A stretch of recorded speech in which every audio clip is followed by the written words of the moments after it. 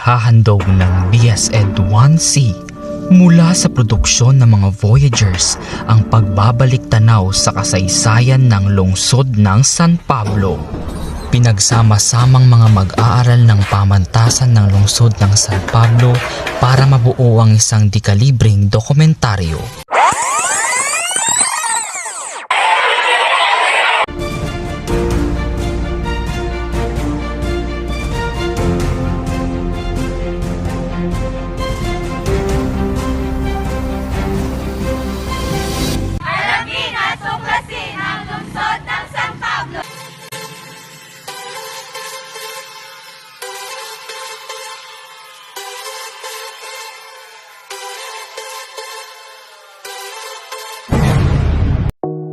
San Pablo City.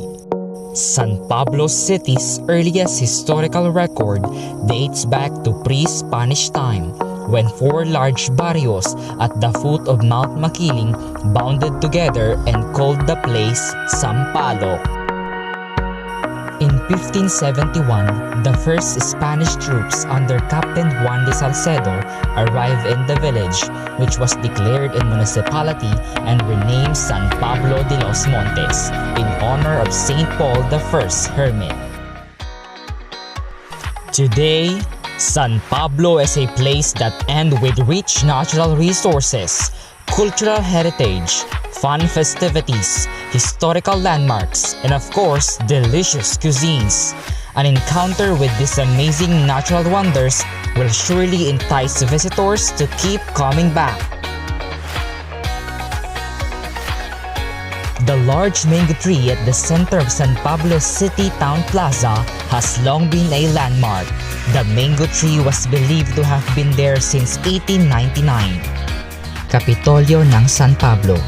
The old San Pablo City Hall, or commonly called Capitolio by the San Pableños, stands on the ground purchased for local government use in 1937.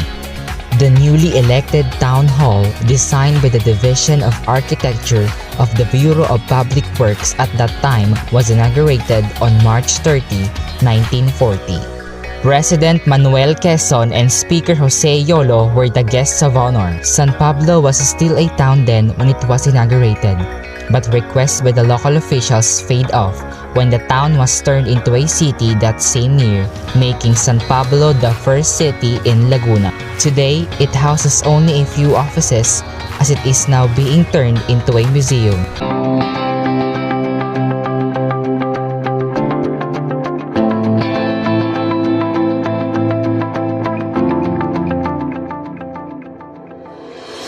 The Cathedral Parish of St. Paul I Hermit, also known as the San Pablo Cathedral, was first established by the Augustinian friars in 1586. Second church in 1629, and the present structure was built in 1714. Its foundation was laid by Father Juan Labao in 1680. It has neoclassic facade with Doric coupled columns and windows with triangular segmented pediments. It also has four-story octagonal bell tower with long and open windows. The construction of the pre-sandstone church started in 1680 and finished in 1721. The detailed affluent ecclesiastical ornamentation were made by artist Juan de los Santos under Father Hernando Cabrera's direction on 1618 to 1629, who mandated that all payments and tributes to the church be made in the form of gold, silver, and other metals. It was used as prison or garrison during the Second World War by the invading Japanese forces between 1941 to 1945. Alamin, kilalanin ang pitong lawa ng San Pablo. Handa!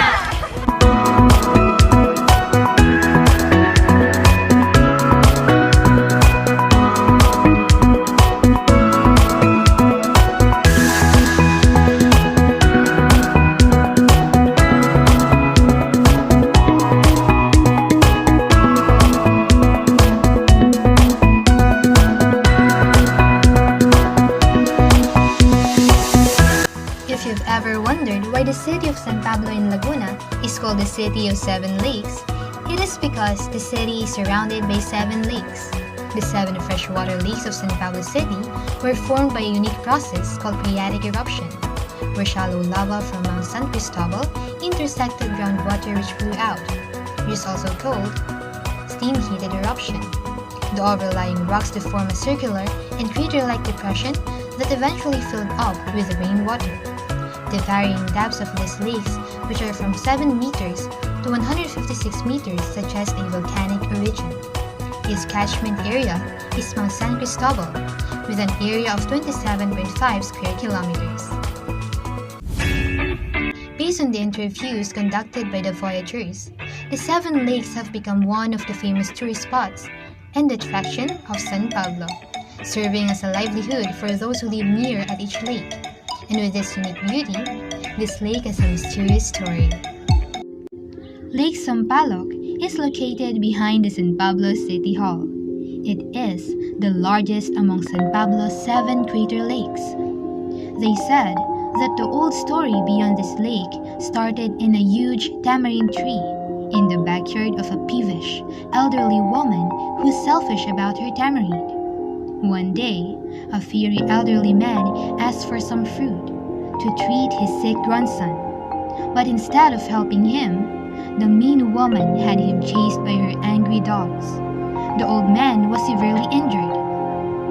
After the old man was gone, there was a thunder, rain followed by an earthquake. Afterwards, the whole grove sunk into an enormous crater, which was immediately filled with water.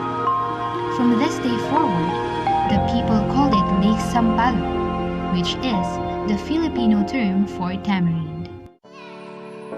In Barangay Concepcion, Bunot Lake is used primarily for floating cages operation. It was said that during the Spanish times, some Spanish soldiers came upon a quiet lagoon and wanted to know its name for record purposes. They asked a man husking coconuts by the side of the lake. Thinking that the soldiers were asking for the native name of the coconut husk, the man replied, Bunot. The Spanish soldiers left, muttering the word, thinking that it was the name of the lake. Pandin Lake and Yambo Lake are known as the Twin Lakes. Both lakes can be found in Barangay San Lorenzo, and they both are considered as oligotrophic because of their deep, clear lakes with low nutrient supplies, high dissolved oxygen level, and containing little organic matter. These 2 lakes were named after 2 lovers. According to the legend, a beautiful woman named Pandin was cursed not to step on the ground, otherwise, something terrible would happen. Yambo, her ardent lover, didn't know about the curse and had made her step on the ground, after which there was a terrible noise followed by the cracking grumble sound. A heavy downpour eventually converted the area and formed into twin lakes, separated from each other by a bare strip of land. Calibato Lake is situated in Barangay Santo Angel. It is known as the deepest of all the 7 lakes. It was told that the area was the domain of a Diwata, who had wanted to keep her realm free from the intrusion of humankind. But because of people were abundant, the fairy got angered and built rocky pathways that crisscrossed her valley. She caused a strong earthquake and a severe storm that transformed her valley into a lagoon. Cali must have been a conjunction of the Spanish calle or street, while bato means rock or stone in the local dialect. Mohicap Lake is known as the major source of tilapia. Mohicap is located at Barangay Santa Catalina. It tells of a couple who had a very sickly daughter named Monica. The couple kept praying to God for the good health of their only child and promised to do anything if he would answer their prayers. God granted their prayer on one condition, that Monica must not set foot on the earth. The girl grew up to be very industrious. One day, while her parents were away, Monica was sewing a dress. The ball of thread she was using fell on the ground, and while the girl tried to get the thread, she fainted and fell.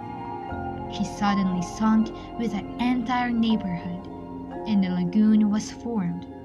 This body of water was later called Muheca, in honor of the unfortunate girl. It is derived from Monica, the girl's name, and Mahaka, which means industrious in the local dialect.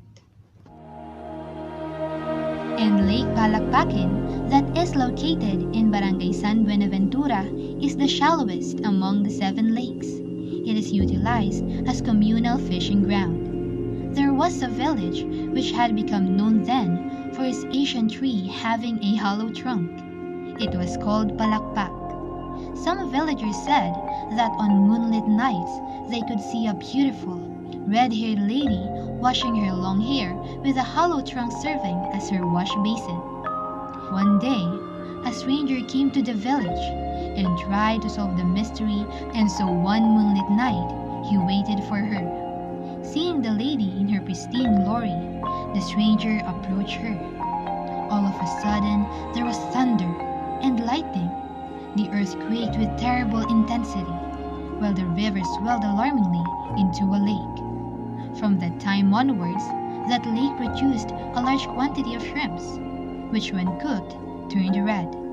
People since then had affectionately called their village Palakpakin, after that ancient tree, and the shrimps in the lake became a principal source of livelihood, which they call Hipong Palakpakin or Palakpakin shrimp.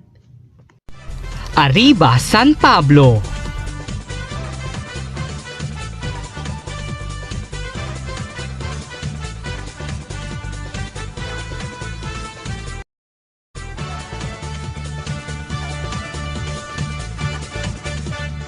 The Coconut Festival is a week-long celebration in honor of the patron saint Paul the Hermit.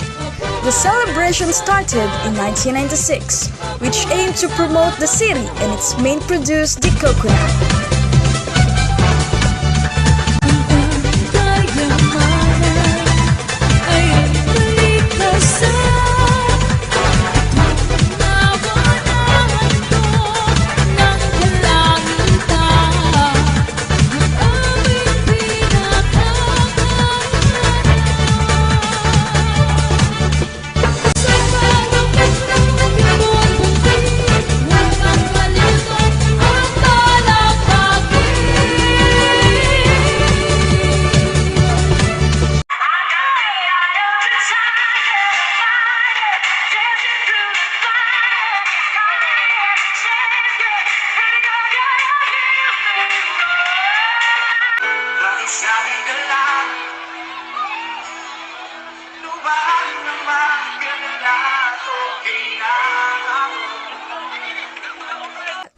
The highlight of the event, the Mardi Gras, is usually participated by students and exceptional groups with alluring garbs made from parts of coconut tree, while dancing with local indigenous music.